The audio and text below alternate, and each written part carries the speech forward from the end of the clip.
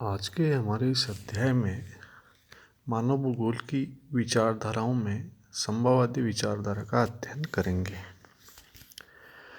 इस विचारधारा के अंतर्गत देखते हैं कि संभववाद की संकल्पना के अनुसार मनुष्य अपने पर्यावरण में परिवर्तन करने में समर्थ है, अर्थात कि वह पर्यावरण का बिल्कुल दास नहीं है, बल्कि वह उसका परिवर्तन कर सकता है तथा प्रकृति दत्त अनेक संभावनाओं का अपने लिए इच्छानुसार उपयोग कर सकता है। मानव और पर्यावरण के परस्पर संबंध में यह विचारधारा मानव केंद्रित है, इसलिए इस विचारधारा को हम संभववादी विचारधारा कहते हैं। संभववादी विचारधारा के अंतर्गत देखें तो इसके समर्थक वातावरण के नियंत्रण को स्वीकार नहीं करते। वे ये कहते हैं कि मानव की दक्षता तथा क्षमता को इनकार नहीं किया जा सकता। इस विचारधारा के समर्थकों में प्रमुख फेबरे आता है और इन्होंने ही इस विचारधारा को संभववाद के नाम से संबोधित किया है।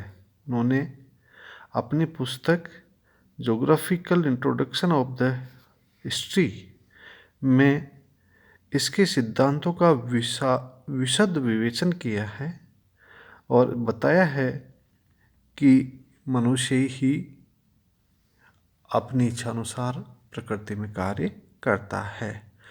इसके साथ ही इस विचारधारा के पोषकों में फ्रांस के ब्लांस तथा ब्रून्स एवं अमेरिकी विचारों में ईसा बोमेन तथा कार्लसोर अन्य विचारक आते हैं।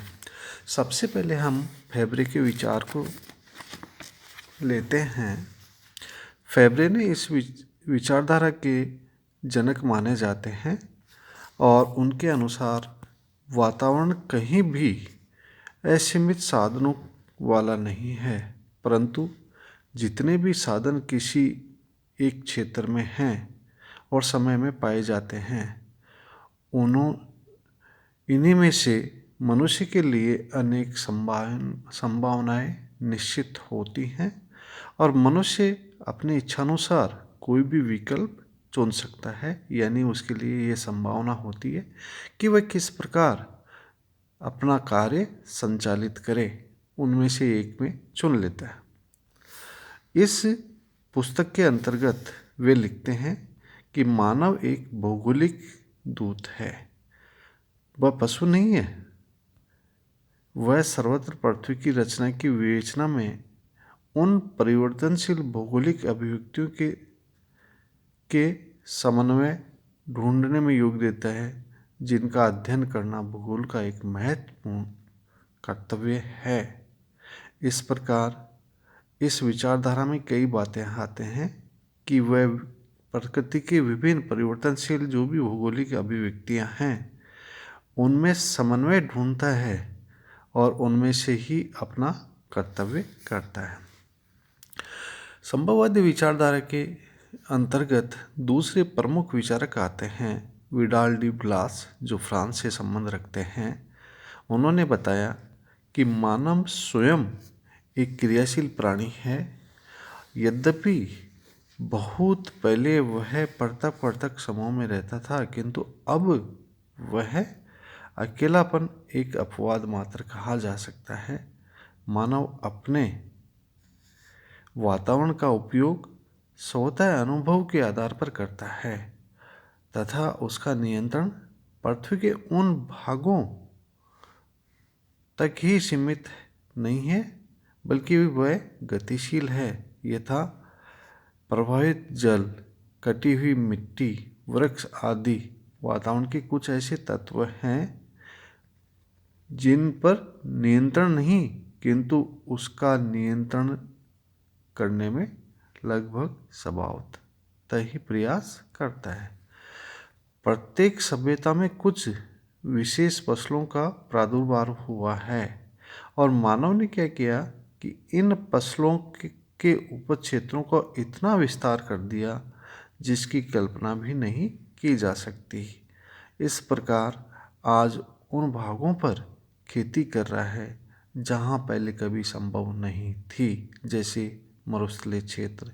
इसके अतिरिक्त उन उन उसने पहले के पौधों में अनेक नई नस्लें विकसित की हैं, जिनको संकर नस्ल के नाम से जाना जाता है।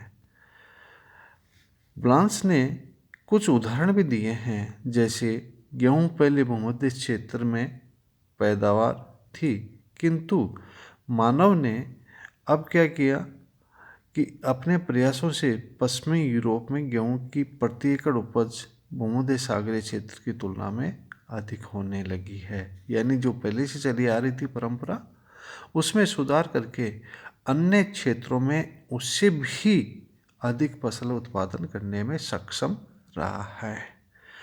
इसी प्रकार वातावरण की उन्नति करते हुए मानव समाज के रूप और प्रकृति को निश्चित नहीं करता, वह तो समाज की दिशाएं निर्धारित करता है, नए तत्वों की खोज करता है।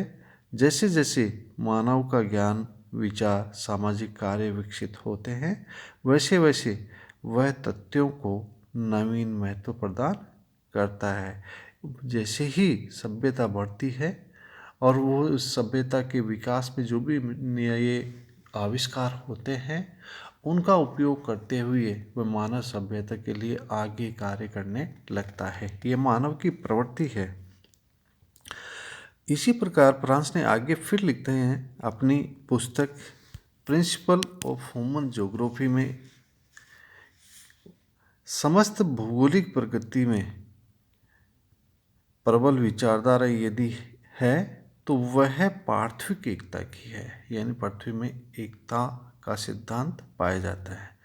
पृथ्वी का मंतव्य पूर्णतया जिसके भाग एक दूसरे के पूरक हैं, जहाँ गोचर पदार्थ एक निश्चित परंपरा का अनुसरण करते हैं तथा नियमों का पालन किया जाता है, जिसमें विशेष कारणों का संबंध बना रहता है, अधिक समय तक गणित के प्रभाव तक सीमित था। मानव भूगोल के गोचर पदार्थ पार्थिव एकता से संबंध रखते हैं, जिनका स्पष्टीकरण उन्हीं के द्वारा इस प्रकार किया गया है कि उन्होंने लिखा है कि पृथ्वी वातावरण से भी संबंधित है, जिनकी रचना स्वयं पृथ्वी प्रत्येक भाग में भौतिक दशाओं के योग से हुई है। भूगोल में पार्थिव एकता का विचार अपने सगोत्रीय विद्वानों की सम्मानीय प्रेरणा से मिलती है। उनका मुख्य कार्य यह है कि किस सीमा तक भौतिक और जैविक नियम जिनमें विश्व का विधान बनाया गया है एक दूसरे से जुड़े हुए हैं तथा अनुकूलता लिए हुए हैं और विश्व के वातावरण के विभिन्न भागों में व्यक्त हैं। दूसरे विचारक जो आते हैं इस विचारधारा के, वो हैं ब्रुन्स। ब्रुन्स ने कई बातें अपने विचारधारा में स्पष्ट की हैं। उन्होंने बताया कि मानव के क्रियाशील प्राणी है, जिसे वातावरण में परिवर्तन करने की महान शक्ति प्राप्त है।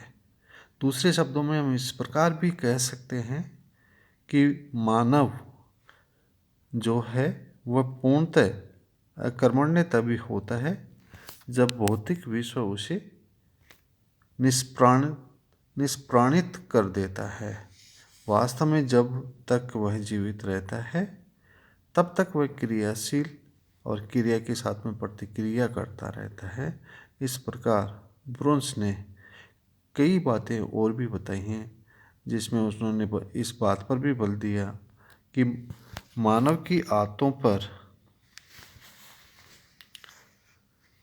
देखें तो मनुष्य के द्वारा वातावरण में अनेक परिवर्तन कर कई वातावरण को अपने प्रभावों से आगे बढ़ाया है। ब्रुन्स के अनुसार प्राकृतिक शक्ति के प्रतिनिधियों की दृढ़ शक्ति एकमात्र प्राकृतिक विश्व का अभिप्राय होता है। मानव भूगोल समझौते का एक क्षेत्र है जिसमें पृथ्वी पर मानवीय जीवों के लिए कुछ भी पूर्णता या स्थिरता नहीं है, सिवाय उन सामान्य नियमों तथा आधारभूत परिस्थितियों के जो सीमाओं का निर्धारण करती हैं तथा जिससे समझ जीवन विच्छिन्न हो जाता है। अमेरिकी विचारकों में संभववादी विचारधाराओं में, जिसमें ईसा मोमन प्रमुख आते हैं। ईसा मोमन के अनुसार संभववादी विचारधारा के अंतर्गत कई बातें बताई गई हैं। ये कहते हैं कि भौतिक वातावरण तो केवल मनुष्य के समीप परिस्थितियां प्रस्तुत करता है और उनका उपयोग मनुष्य के लिए उसके ज्ञान पर निर्भर करता है। जैसे यूरोप महाद्वीप में आलू और मक्का की पैदावार इस महाद्वीप का आर्थिक ढांचा ही परिवर्तित कर दिया है। वे लिखते हैं कि मानव समाज के स्वरूप और प्रकृति की भौतिक वातावरण निश्चित नहीं करता। वातावरण तो मानव समाज के विकास पर कुछ अनुबंध लगाता है। ज्यों ज्यों मानव के ज्ञान में, उसके चिंतन में और उसके कार्य में विकास होता है, त्यों त्यों वातावरण क्या करता है, वह नए तथ्यों की खोज करता रहता है मनुष्य, और पुराने तथ्यों का उपयोग करता जाता है। इस प्रकार ईसा मोमन के साथ ही फिर कार्ल सौर आते हैं, अमेरिकी विद्वान। कार्ल सौर के अनुसार संभववादी विचारधारा पूर्णतया इस प्रकार बताते हैं कि वातावरण को सर्वथा प्रभावित मनुष्य करता है, और उनका ये मानना है कि वातावरण जनित प्रभाव की शक्ति की स्वीकृति उससे बिल्कुल भिन्न है, जो पूर्णतः निश्चयवादी विचारधारा को स्वीकार करते हैं।